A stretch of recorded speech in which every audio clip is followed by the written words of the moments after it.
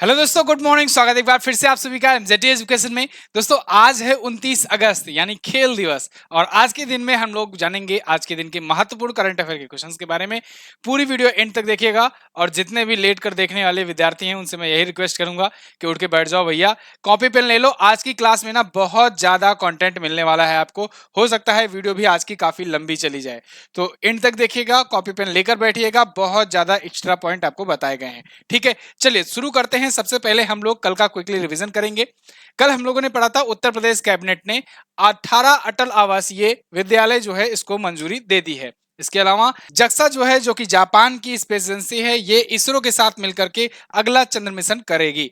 और Indian Immunologicals ने अभी घोषणा की है कि जनवरी 2026 तक ये डेंगू की वैक्सीन बना लेंगे अमेरिका की मदद से। इसके अलावा पिचसाइड नाम की पुस्तक लिखी है अमृत माथुर ने। और केरल का पहला एआई स्कूल जो है तिरुवनंतपुरम में खोला गया है। भारतीय राजदूत नियुक्त किए गए हैं लिंकटेस्टिन में, एक देश है यूरोपीय देश, वहां पर मृदुल कुमार को भारतीय राजदूत नियुक्त किया गया है। और मध्य प्रदेश जो है ये नागरिकों को प्रदान की जाने वाली ऑनलाइन सर्विसेज में ये टॉप पर रहा है। सेकंड पर जम्मू कश्मीर रहा है। इसके अलावा अभी पंचायती राज मंत्रालय के द्वारा स्वामित्व योजना जो शुरू की गई है उसने ई गवर्नेंस 2023 का राष्ट्रीय पुरस्कार जीत लिया है। और दिल्ली नगर निगम यानी एमसीडी ने नागरिक सेवाओं में क्रांति लाने के लिए एक एमसीडी 311 ऐप लॉन्च किया है। Emerging developer of the year का अवार्ड मिला है अभी एटीएस होमक्राफ्ट को। ये टॉप 10 करंट अफेयर के क्वेश्चन थे कल की वीडियो से, जिनका आपने किया क्विकली रिवीजन सिर्फ और सिर्फ 1 मिनट में। अब हम लोग बात करेंगे आज की करंट अफेयर की, लेकिन उससे पहले दोस्तों रक्षाबंधन आने वाला है और इस अवसर पर रक्षाबंधन का स्पेशल ऑफर एक बार फिर से आपको दिया जा रहा है। रक्षाबंधन के तहत आपको 50% डिस्काउंट दिया जा रहा है। कोई भी अगर आप हमारा कोर्स लेते हो या ई बुक लेते हो तो 50% का डिस्काउंट आपको मिलेगा। एक बार फिर से मौका है आपके पास कोर्स ज्वाइन करने का। तो जो लोग कोर्स नहीं ज्वाइन किए हैं या ई बुक नहीं लिए हैं वो लोग जरूर इस मौके का फायदा उठाएं। 2 दिनों तक ही ये ऑफर रहेगा। Rakshabandhan discount coupon code use करना है राखी50। कौन कौन से कोर्सेज हैं, ई बुक्स हैं, इसके बारे में जानकारी अभी आगे वीडियो में बताई जाएगी। पहला क्वेश्चन, निम्न में से किस व्यक्ति की जयंती पर प्रत्येक वर्ष 29 अगस्त को राष्ट्रीय खेल दिवस मनाया जाता है? तो आज है 29 अगस्त यानी आज है राष्ट्रीय खेल दिवस। तो यह दिवस प्रत्येक वर्ष मनाया जाता है दोस्तों मेजर ध्यानचंद जी की जयंती के अवसर पर। मेजर ध्यानचंद जी हॉकी के जादूगर कहे जाते थे और इनके टाइम पर मतलब जब ये खेलते थे भारत की तरफ से हॉकी, तो 3 बार भारत ने गोल्ड जीता था ओलंपिक्स में। जी हाँ, ओलंपिक्स में भारत के 8 गोल्ड हैं अभी तक। 8 गोल्ड जीता हुआ है भारत ने हॉकी में। और ऐसे ही नहीं, हॉकी भारत का राष्ट्रीय खेल है। फिलहाल मेजर ध्यानचंद जी को कहा जाता है कि ऑफर दिया गया था हिटलर की तरफ से भी, लेकिन फिर भी ये कहे नहीं, ये देश जो है वो इंपॉर्टेंट है इनके लिए और इसी देश से ये खेलेंगे। तो 1928, 1932, 1936 का ओलंपिक जो है इन्होंने खेला था। और 1940 वाला हुआ नहीं था क्योंकि वर्ल्ड वार चल रहा था। 1944 वाला भी नहीं खेला गया क्योंकि वर्ल्ड वार फिर से चल रहा था उसी समय। ठीक है, और 1948 में जाकर के अगला खेला गया, तब तक इनका करियर खत्म हो चुका। इनको दोस्तों 1956 में पद्म भूषण पुरस्कार से सम्मानित किया गया, जो कि तीसरा सर्वोच्च नागरिक सम्मान है अपने भारत का। 2012 में इन्हीं के नाम पर यह दिवस की शुरुआत हुई, यानी राष्ट्रीय खेल दिवस मनाए जाने की घोषणा हुई। 2012 से ये मनाया जा रहा है। अच्छा, अभी 2021 में पीएम मोदी ने राजीव गांधी खेल रत्न पुरस्कार, जो कि भारत में खेल के क्षेत्र का दिया जाने वाला सबसे बड़ा अवार्ड होता है, उसका नाम चेंज करके मेजर ध्यानचंद खेल रत्न अवार्ड कर दिया है। तो ये भी बात याद रखिएगा, इंपॉर्टेंट है। क्लियर है? तो ये राष्ट्रीय खेल दिवस की जानकारी रही। मैं आपको फिर से रिकॉल करा दूं, जितने भी महापुरुष हैं जिनके नाम पर, जिनके अवसर पर ये दिवस मनाए जाते हैं महत्वपूर्ण, तो रिवीजन करिए। 12 जनवरी को राष्ट्रीय युवा दिवस, 30 जनवरी को शहीद दिवस महात्मा गांधी की पुण्यतिथि पर, 23 मार्च को भी एक एक शहीद दिवस मनाया जाता है। आप कमेंट करके बताओगे किसकी किसकी याद में मनाया जाता है। 21 मई को राष्ट्रीय आतंकवाद विरोधी दिवस मनाया जाता है पूर्व प्रधानमंत्री राजीव गांधी जी की पुण्यतिथि पर, और उन्हीं की जयंती पर सद्भावना दिवस मनाए जाते हैं। 29 अगस्त को राष्ट्रीय खेल दिवस, देखिए यहाँ पर मैंने पहले ही लिख रखा था, मेजर ध्यानचंद की जयंती पर यह मनाया जाता है। 5 सितंबर को शिक्षक दिवस और 2 अक्टूबर को अंतर्राष्ट्रीय अहिंसा दिवस मनाया जाता है। ये देखिए यहाँ पर पूरा लिस्ट आपको दी गई है, कई बार मैंने रिवीजन भी कराया हुआ है। आगे बढ़ते हैं। ये कल बहुत अच्छी न्यूज आई, बहुत बड़ी न्यूज आई। हाल ही में विश्व एथलेटिक्स में गोल्ड मेडल जीतने वाले पहले भारतीय कौन बने? तो दोस्तों पहले भारतीय बन गए हैं नीरज चोपड़ा। नीरज चोपड़ा, ये बंदा ना भारत को कभी निराश नहीं करता। नीरज चोपड़ा ने वर्ल्ड एथलेटिक चैंपियनशिप में गोल्ड मेडल जीत लिया है। पहली बार किसी भारतीय ने गोल्ड जीता है। और इन्हीं के नाम 2 मेडल हो गए हैं। पिछली बार अभी 2022 में जो हुआ था उसमें इन्होंने सिल्वर जीता था और अब की बार गोल्ड जीत लिए हैं। भारत में अभी तक 3 मेडल जीते हुए हैं। आज तक के इतिहास में वर्ल्ड एथलेटिक चैंपियनशिप में भारत के केवल 3 ही मेडल आए हैं। अंजू बॉबी जॉर्ज ने 2003 में जीता था लंबी कूद में, वो था कांस्य पदक। उसके बाद इन्होंने जीता सिल्वर मेडल और अब इन्होंने 2022 के बाद अभी 2023 में जीत लिया गोल्ड मेडल। क्लियर है? तो यहाँ पर वो सारी डिटेल्स है। देखो, इन्होंने हंगरी के बुडापेस्ट में जहां पर यह आयोजित हो रहा है वहां पर 88.17 मीटर की दूरी तक इन्होंने शानदार थ्रो किया। ये जेवलिन थ्रोअर हैं, तो इन्होंने थ्रो किया और उसके बाद गोल्ड जीत गए। सेकंड पर रहे अरशद नदीम जो कि पाकिस्तान से थे और कड़ी टक्कर हुई। जैकब वाडले जो है चेक गणराज्य के हैं, चेक रिपब्लिक के, ये तीसरे स्थान पर रहे, इनको मिला ब्रॉन्ज मेडल। क्लियर है? तो ये बात ध्यान रखिएगा। नीरज चोपड़ा ने ही दोस्तों भारत को गोल्ड भी दिलाया था, आप जानते हो। चलिए पूरा कैरियर ही दिखा देते हैं नीरज चोपड़ा का। तो नीरज चोपड़ा को अगर आप देखोगे कौन कौन से मेडल अभी तक जीते हुए हैं इंडिया को रिप्रेजेंट करते हुए, वैसे आपको बता दें ये इंडियन आर्मी में सूबेदार के पद पर भी है। ठीक है, तो ओलंपिक्स गेम में 2020 का जो टोक्यो हुआ था उसमें इन्होंने जेवलिन थ्रो में गोल्ड जीता। 2020 के टोक्यो ओलंपिक में हुआ 2021 में, लेकिन कहा जाएगा 2020 का टोक्यो ओलंपिक। वर्ल्ड चैंपियनशिप में देखिए जो हुआ था यूगेन में 2022 में, उसमें इन्होंने सिल्वर जीता और बुडापेस्ट में जो 2023 में हुआ उसमें इन्होंने गोल्ड जीता। इससे पहले डायमंड लीग में ये जीत चुके हैं गोल्ड मेडल। एशियन गेम्स 2018 में जकार्ता में जो हुआ था उसमें गोल्ड जीते थे। इसके अलावा गोल्ड कोस्ट में जो कॉमनवेल्थ हुआ था 2018 में ऑस्ट्रेलिया में, उसमें भी ये गोल्ड जीते थे। एशियन चैंपियनशिप में 2017 में जो कि हुआ था भुवनेश्वर में, इसमें जेवलिन थ्रो में इन्होंने गोल्ड जीता था।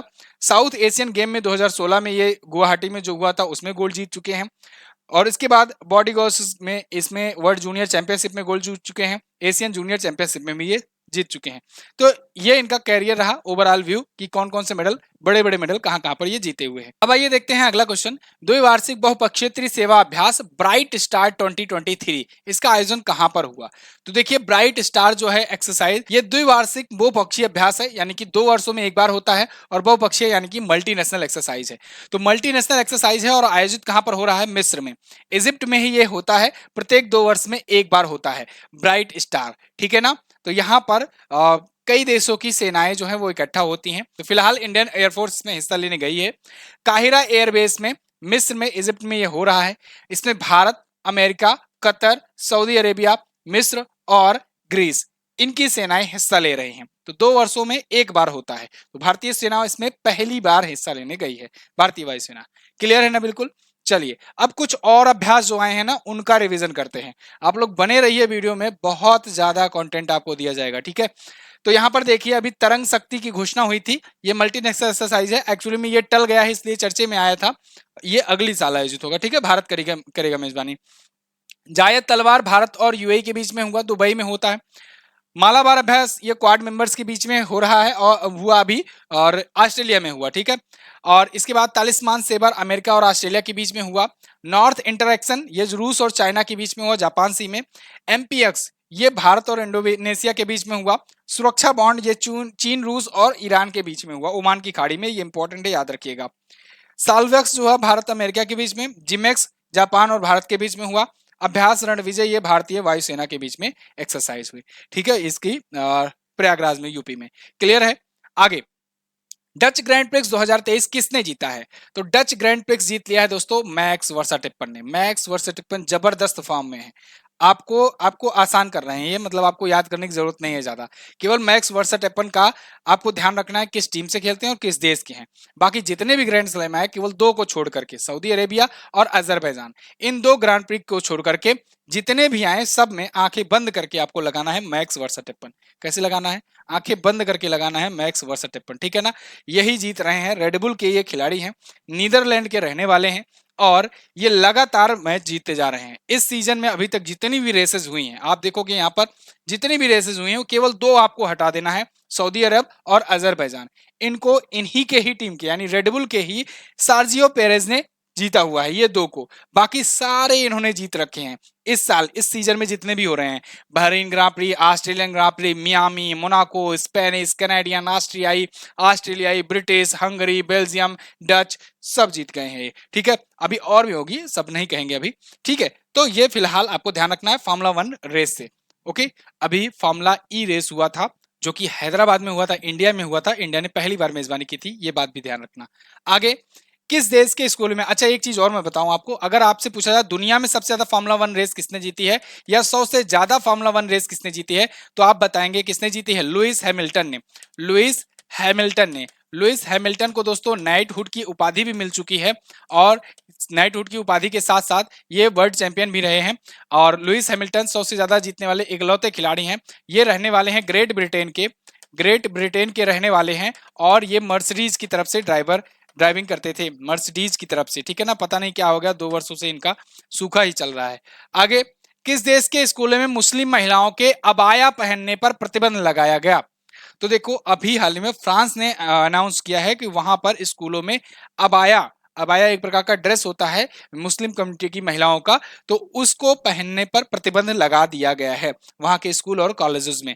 फ्रांस ने ये घोषणा की है। देखिए आप यहाँ पर देख पाओगे कुछ ये टाइप है, हालांकि ये कुछ टाइप है और भी बहुत सारे टाइप होते हैं मुस्लिम कम्युनिटी में, जो महिलाओं के द्वारा जो ड्रेसअप किए जाते हैं उनके, जैसे बुर्का होता है, निकाब होता है, हिजाब होता है, चादर होता है, और ये है अबाया, ये है अबाया, ठीक है ना। तो इसी पर प्रतिबंध लगाया गया है।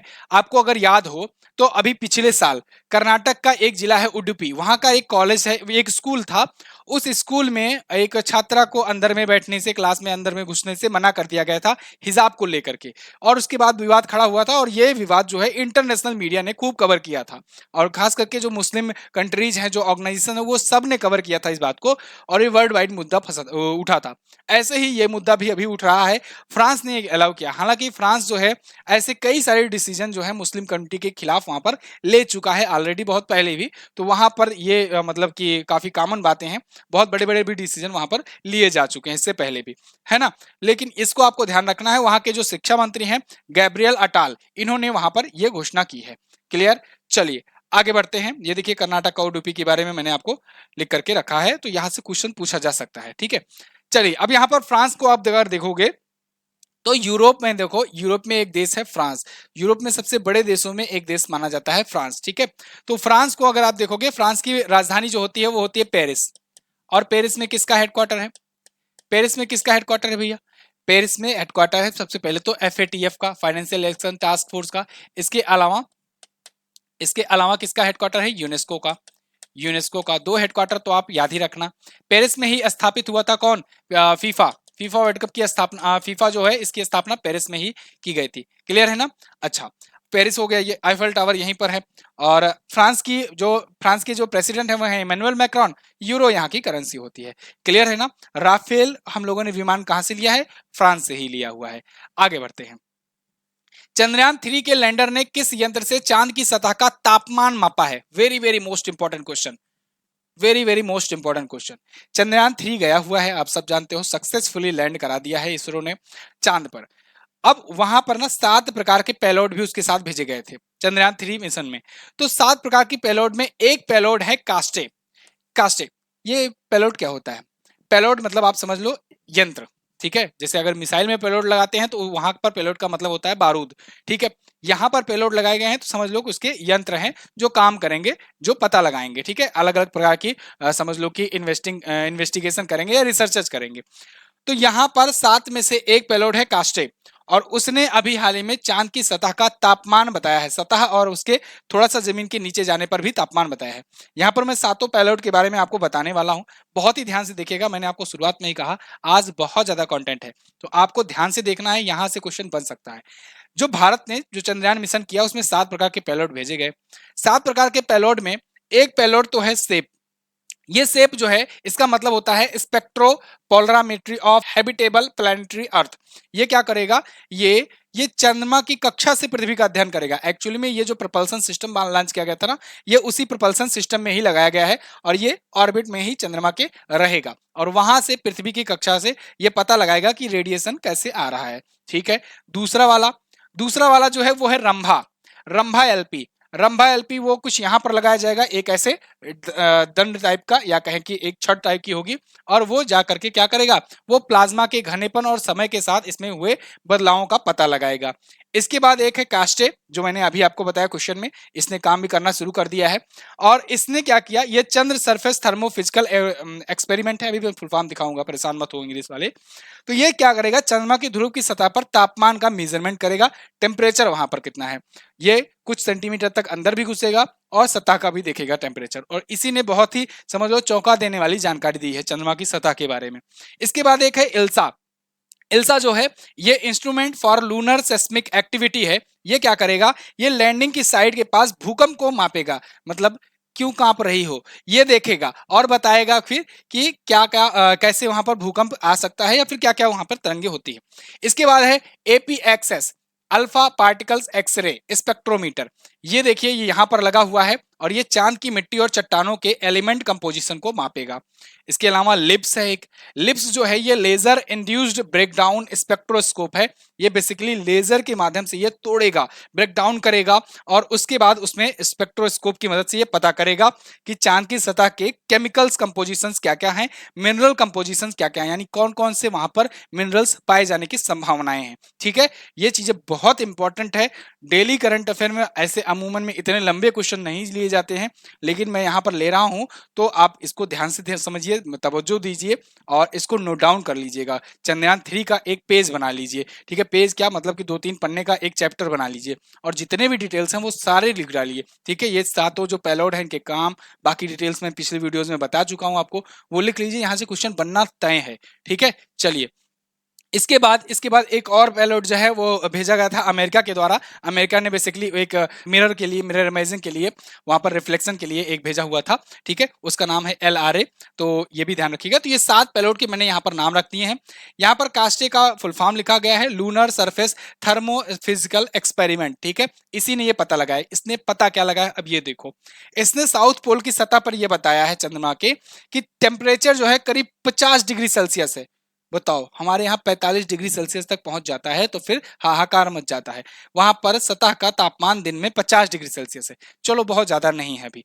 ठीक है, इसके बाद इन्होंने चौंकाने वाली बात ये बताई है कि जब केवल 80 मिलीमीटर की गहराई में जाते हैं ना, तो वो टेम्परेचर इतना ज्यादा अंतर आता है, -10 डिग्री सेल्सियस हो जा रहा है। सोचो, 80 मिलीमीटर बहुत ज्यादा नहीं होता है जी, 80 मिलीमीटर, केवल 80 मिलीमीटर की गहराई खोदने पर ही -10 डिग्री सेल्सियस का टेम्परेचर, और ऊपर देखो 50 डिग्री सेल्सियस। अपने यहाँ अगर धरती में अगर खोदोगे अमूमन इतना, तो महज 1-2 सेंटीमीटर, 1-2 डिग्री सेल्सियस का ये डिफरेंस देखने को मिलता है, लेकिन यहाँ पर इतना हाई वेरिएबल देखने को मिल रहा है। ये सबसे ना एक्चुअली में हम लोग को वहां पर एक एक्सपीरियंस मिलेगा कि कैसे क्या आगे आने वाले फ्यूचर में वहां पर रहा जा सकता है कि नहीं, कॉलोनी वगैरह एलन मस्क भैया बसा सकते हैं कि नहीं। ठीक है, तो ये सब चीजें पता लगेगी। फिलहाल यहाँ पर थोड़ा काम वाली बात कर लेते हैं। जो रक्षाबंधन का ऑफर मैंने आपको बताया हुआ है, उसके तहत आपको बता दें कौन कौन से कोर्सेज हमारे हैं। सबसे ज्यादा जो मैं रिकमेंड करता हूँ, सबसे ज्यादा लोगों को पसंद भी जो आता है, वो है जीएस सफलता बैच 2.0। अगर आपके पास समय है और आप सोचते हो कि एक बार कायदे से तैयारी किया जाए जीएस अच्छे से, ठीक है, तो जीएस सफलता बैच लेकर के देखो। और ऑफर चल रहा है तो इसके तहत तो समझ लो ये 50% डिस्काउंट पर है। और क्योंकि मैंने आपको बताया था स्वतंत्रता दिवस के ही टाइम पर बताया था कि उतना बड़ा ऑफर अब जिंदगी में दोबारा नहीं आएगा। ठीक है ना, कि आपको इतना कम दाम में ये मिले।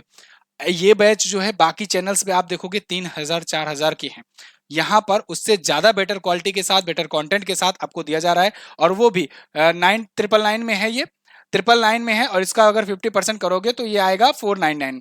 ठीक है, यानी 500 रुपए में आप अगर इन्वेस्टमेंट करते हो तो जीएस आपका समझ लो जिंदगी भर के लिए समस्या समाप्त हो जाएगी। इसके अलावा भी अगर आप क्रैश कोर्सेज भी लेना चाहते हो, वो भी बहुत ही अफोर्डेबल प्राइजेस में अवेलेबल हैं। यूपी पेट का है क्रैश कोर्स, जबरदस्त तरीके से आप इसमें तैयारी कर सकोगे और बेहतर स्कोर कर पाओगे। एसएससी जीडी का कंप्लीट बैच है, एसएससी जेई का जीएस स्पेशल है, ये सब बैचेस भी आप ले सकते हो इस ऑफर के तहत। जो रक्षाबंधन का ऑफर चलाया गया है 50% डिस्काउंट के साथ, कूपन कोड में यूज करना है राखी50, कैपिटल लेटर में लिखना है। और जो लोग मौका छूट गया था, जिनके हाथ से ना अभी 15 अगस्त का ऑफर नहीं ले पाए थे, वो लोग के लिए मौका है दोबारा, वो लोग इसको ले सकते हैं। ठीक है, इस ऑफर का फायदा उठा सकते हैं एमजेटी ऐप पर जाकर के। एमजेटी ऐप आपको गूगल प्ले स्टोर पर मिलेगा। गूगल प्ले स्टोर पर जाइए, इस ऐप को इंस्टॉल कीजिए, वीडियो कोर्स सेक्शन में जाइए, वहां पर कोर्सेज सेलेक्ट कीजिए और जिसको परचेज करना वो परचेज कीजिए। अगर कोई दिक्कत आती है तो नीचे ही आपको आइकॉन दिखा मिलेगा, व्हाट्सएप का, उस पर क्लिक कीजिएगा, सीधे पहुंचेंगे हमारे पास, थोड़ी समय में आपको रिप्लाई किया जाएगा और आपकी समस्या सुलझाई जाएगी। ई बुक लेनी है तो ई बुक भी आप जाकर के ले सकते हो, बहुत ही अच्छा अवसर है। देखो डिस्काउंट वगैरह आते हैं ना, तो लपक लिया करो इसको, ये क्योंकि कि समय समय पर समझ लो कि अब ये त्योहार जल्दी आएंगे नहीं, ठीक है, इस महीने में देखो दो दो हो गए, 15 अगस्त और रक्षाबंधन, अब जल्दी आएंगे नहीं, तो जितने लोग हैं जिनको लेना है वो ले लें, ठीक है। हालांकि ये चीजें बताना मेरे लिए घातक साबित हो सकती है, लेकिन आप जो है इसका फायदा उठाइए। भारत ने 2024 के लिए B20 की अध्यक्षता किस देश को सौंपी? देखो भारत G20 की सदस्य मेजबानी कर रहा है, ये सबको पता है। G20 के तहत ही बहुत प्रकार की मीटिंग्स होती हैं, ये भी मैंने आपको कई बार बताया है। उसी के तहत एक मीटिंग है B20, बिजनेस 20 आप कह सकते हो जनरली आम भाषा में। तो बिजनेस 20 की अध्यक्षता अगली बार किसको सौंपी? तो किसको सौंप सकते हैं? जो G20 की मेजबानी करेगा वही सारी मीटिंग्स की मेजबानी करेगा।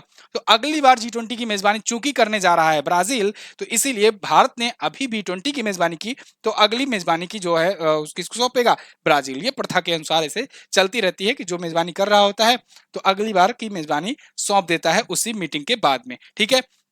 चलो, तो ये जो B20 हुई मीटिंग, इस मीटिंग का मोटा मोटा हिस्सा क्या है उसको हम लोग जान लेते हैं।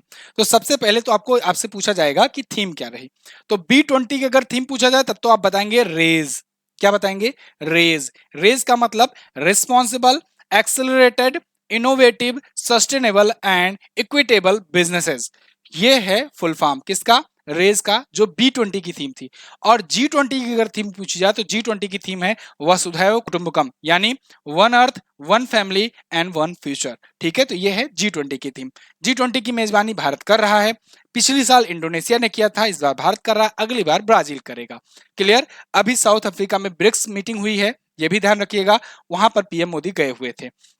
B20 की स्थापना या कहीं शुरुआत कब से हुई? तो ये 2010 से हुई, यानी कि G20 तो चल ही रहा था और उसी में B20 कब से शुरू हुआ? तो ये 2010 से हुआ। क्लियर है ना? चलिए, G20 पर मैंने आपको वीडियो दी हुई है, G20, G7 ये सब क्या है। अगर आप डिटेल जानकारी जानना चाहते हो तो यहाँ मैं कार्ड छोड़ दूंगा, आप उस पर क्लिक करके देख लेना। वैसे तो देखते नहीं हो, मुझे पता है। हाल ही में इंडियन ऑयल ने अपने इंडियन एक्स्ट्रा तेज LPG ब्रांड का ब्रांड एम्बेसडर किसे बनाया? इंडियन ऑयल ने अपना एक नया प्रोडक्ट कहें लॉन्च किया है, एक्स्ट्रा तेज, इंडियन एक्स्ट्रा तेज नाम से LPG। तो उसका ब्रांड एम्बेसडर बनाया है इन्होंने सेफ संजीव कपूर को। भाई LPG का काम कहाँ पड़ता है? घरेलू काम पड़ता है ना, खाना वाना बनाने में। तो इसीलिए जो सेफ हैं संजीव कपूर, जो कि जाने माने सेफ है, इनको इनको नागरिक सम्मान भी मिल चुका है भारत सरकार के द्वारा, पद्मश्री भी मिल चुका है, इनको ब्रांड एम्बेसडर बनाया गया है। ये है संजीव कपूर, ठीक है, बहुत ही फेमस पर्सनालिटी है। इंडियन ऑयल ने एक्स्ट्रा तेज नाम से एक नया एक ब्रांड एक प्रोडक्ट लॉन्च किया है, ये ठीक है, एक प्रकार से नया सिलेंडर लॉन्च किए हैं। तो 2017 में संजीव कपूर के बारे में अगर बात करें तो 2017 में इनको पद्मश्री मिला था, ये जाने माने वो हैं। LPG की बात कर लेते हैं, लिक्विफाइड पेट्रोलियम गैस। ये दोस्तों, ये ब्यूटेन और प्रोपेन का मिश्रण होता है, और चूंकि ये ब्यूटेन और प्रोपेन जो होती हैं वो गंधहीन गैसें होती हैं, तो ऐसे में अगर ये गंधहीन गैसें भरी रहेंगी तो हमें पता कैसे लगेगा कि लीक कहाँ हो रहा है? अगर मान लो लीकेज होगा तो पता ही नहीं चलेगा, माचिस जलाओगे और दम से दग जाओगे। लेकिन यहाँ पर क्या हुआ कि इसको जब पता करने के लिए ये लोगों ने चालाकी दिखाई कि इसमें ना सल्फर के यौगिक मिला दिए, सल्फर के यौगिक मिथाइल मार्केप्टन को मिला दिया, जिस वजह से इसमें गंध आने लगती है। जब LPG गैस जो सिलेंडर है वो लीक करता है तो आपको जो गंध स्मेल करती है ना, एक्चुअली में वो LPG में मिलाई गई मिथाइल मार्केप्टन होती है। ये क्वेश्चन पूछा गया है, साइंस की दृष्टि से इंपॉर्टेंट है, ये दोनों याद रखिएगा। चलिए आगे, यहाँ पर देखिए कुछ ब्रांड एम्बेसडर है, इसको मैं नहीं बताऊंगा, रोजाना रिवीजन करवाता हूँ, आज स्क्रीनशॉट ले लीजिए जितने भी नए स्टूडेंट हैं। आगे बढ़ते हैं। हाल ही में भारतीय महिला ब्लाइंड क्रिकेट टीम ने IBSA वर्ल्ड गेम्स में कौन सा मेडल जीता? तो पहली बार भारतीय महिला ब्लाइंड क्रिकेट टीम ने IBSA वर्ल्ड गेम्स में जीत लिया है गोल्ड मेडल। भारत की टीम ने गोल्ड मेडल जीता है, और किसको हरा करके जीता है? ऑस्ट्रेलिया की टीम को 9 विकेट से हरा करके जीता है। ब्लाइंड जो होते हैं, दृष्टिबाधित जो होते हैं, उनके लिए ये क्रिकेट होता है। तो IBSA के द्वारा आयोजित होता है, यानी the international blind sport federation के द्वारा आयोजित किया जाता है। और तो और अभी हो सकता है कल की वीडियो में मैं आपको भारत वाले के बारे में बताऊं कि भारत ने भी गोल्ड जीत लिया। क्यों? क्योंकि भारत और पाकिस्तान का मैच लगा हुआ है, तो फाइनल मैच लगा हुआ है, वो भी अगर मोस्ट प्रोबेबली भारत ही जीतेगा, भारत की टीम मजबूत है काफी ज्यादा, तो अगर जीत जाएगा तो फिर कल फिर मैं आपको आपके सामने ये ऐसा ही क्वेश्चन प्रेजेंट करूंगा पुरुष क्रिकेटर के लिए। आगे अंग्रेजी कविता के लिए साहित्य अकादमी पुरस्कार जीतने वाले पहले भारतीय कवि कौन थे जिनका हाल ही में निधन हो गया? तो दोस्तों अभी हाल ही में जयंत महापात्रा जी का निधन हो गया है। ये अंग्रेजी कविता के लिए भारत में पहली बार साहित्य अकादमी पुरस्कार पाए थे, इंग्लिश पोएम के लिए, ठीक है, इंग्लिश पोएट्री के लिए। तो ये थे जयंत महापात्रा जी और इनका निधन हो गया है।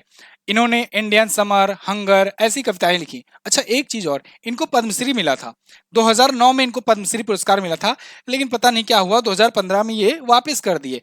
जो पुरस्कार है, मतलब कितने लोग तो तरसते हैं, कुछ कारण रहा होगा बड़ा, मुझे अभी नहीं पता है, सर्च करेंगे। फिलहाल इनका जो है निधन हो गया है। अब ये थे टॉप 10 करंट अफेयर के क्वेश्चन। एक मेरी रिक्वेस्ट है, ऐसे कंटेंट लाने में ना आपको 20 मिनट से 25 मिनट में ये कंटेंट देने में ना पीछे की हमारी 4 घंटे की मेहनत रहती है। इस मेहनत का आप लोग थोड़ा सा योगदान दीजिए, वीडियो को शेयर कीजिए, लाइक कीजिए, चैनल पर अगर नए आए हो चैनल को सब्सक्राइब कर लो। 75% ऑडियंस ऐसी है जो रोजाना आके वीडियो देखते हैं और यूट्यूब रिकमेंड भी कर देता है, पता नहीं क्यों।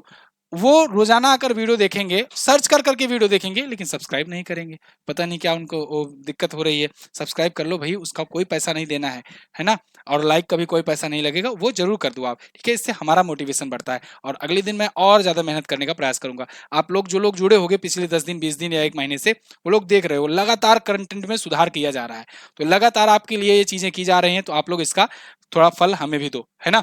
एमजेटी एजुकेशन का टेलीग्राम ग्रुप भी ज्वाइन करो, यहाँ पर भी वन लाइनर वगैरह में रिवीजन कराए जाते हैं। कल मैंने पूछा था आपसे, चंद्रयान 3 के लैंडर ने जहां सॉफ्ट लैंडिंग की उस पॉइंट को किस नाम से जाना जाएगा? तो उस पॉइंट को शिव शक्ति के नाम से जाना जाएगा, ठीक है। इसके अलावा पीएम मोदी को ऑर्डर ऑफ द नाइल पुरस्कार मिस्र के द्वारा, इजिप्ट के द्वारा दिया गया था। आज आपको क्या बताना है? आज आपको बताना है प्रसिद्ध पुस्तक the test of my life, इसको किसने लिखा है। इसके अलावा नागरिकों को प्रदान की जाने वाली ऑनलाइन सेवाओं की संख्या में जम्मू कश्मीर किस स्थान पर है। दोनों ही क्वेश्चन इंपॉर्टेंट है, दोनों के बारे में जो भी पता हो डिटेल में जरूर आंसर करना। वीडियो कैसी लगी है मुझे जरूर बताना, और हाँ, ऑफर का फायदा लेना मत भूलना। ऑफर का फायदा उठाओ, एमजेटी ऐप पर जाओ, जो भी कोर्स नहीं लिए हो उसको लो, और ई बुक अगर नहीं लियो तो ई बुक भी लो। चलिए बहुत बहुत धन्यवाद यहाँ तक वीडियो देखने के लिए। मैं मिलूंगा आपसे अगली वीडियो में, तब तक के लिए नमस्कार, जय हिंद, वंदे मातरम और हैप्पी रक्षाबंधन।